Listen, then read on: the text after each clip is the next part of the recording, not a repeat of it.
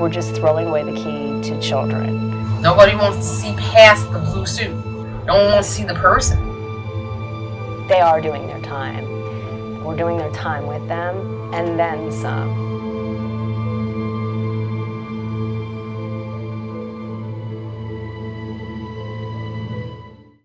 My name is Kim Lawrance, and 5 years ago, my daughter Taylor and 4 other teenagers did a crime that changed our lives forever.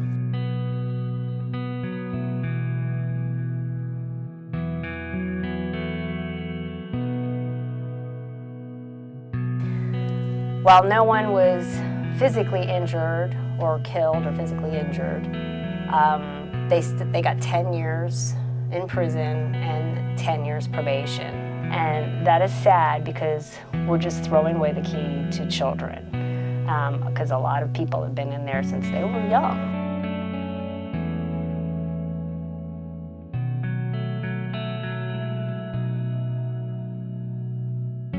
Scott's 42 and he's been in prison on and off for half of his life.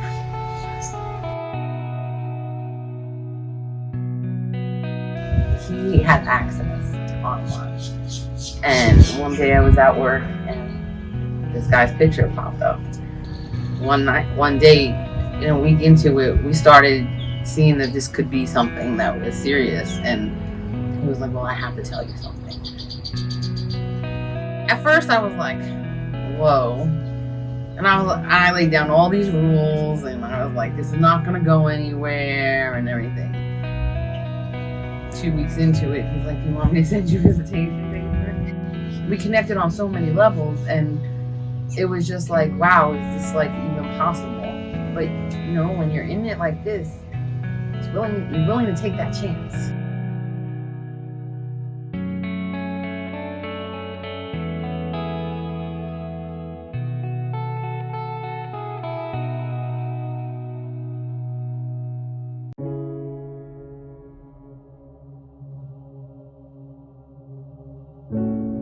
At first it was constant crying.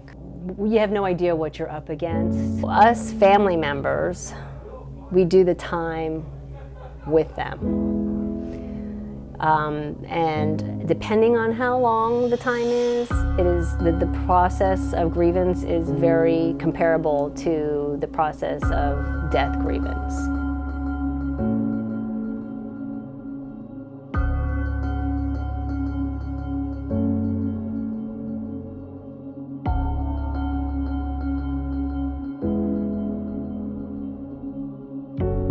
He said that's when he hit his rock bottom.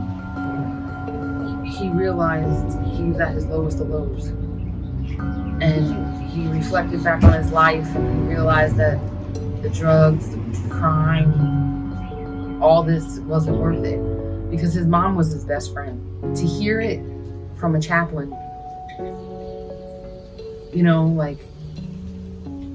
he still talks about it. And my heart breaks for him because he has no closure. Like, he wasn't able to go to the funeral. He wasn't able to say goodbye.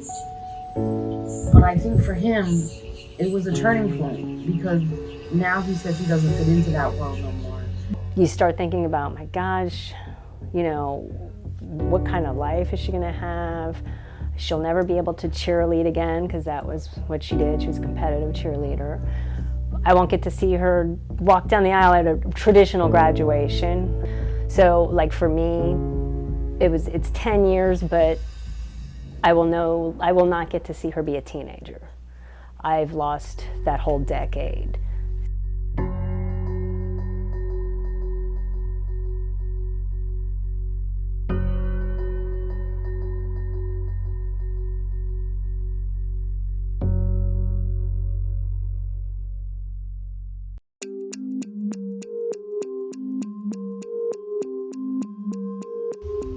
Every stage of it, you have different kinds of anxiety because it's like when they move, I can't speak for anyone else, but I know me, when they move him, I'm anxious because you don't get to talk to them.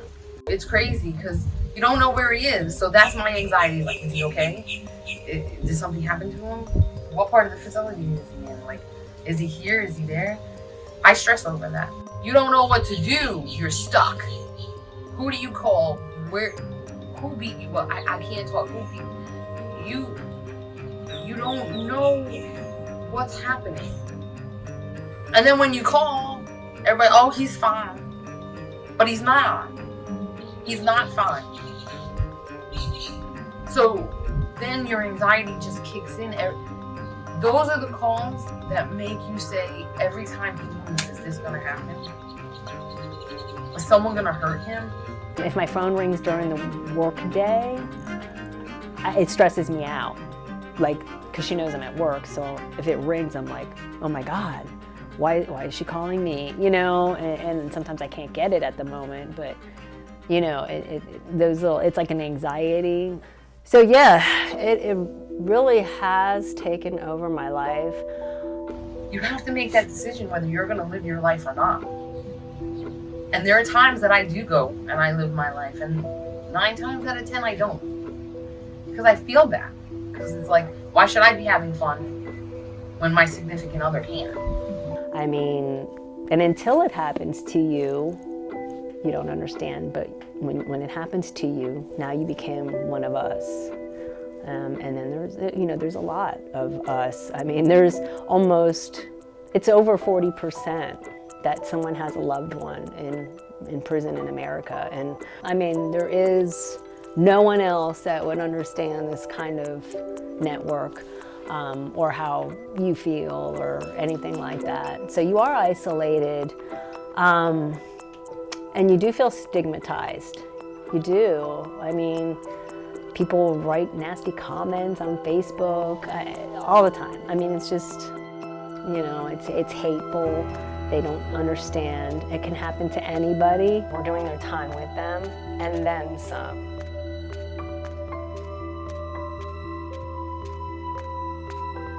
I know in 3 years how many ever.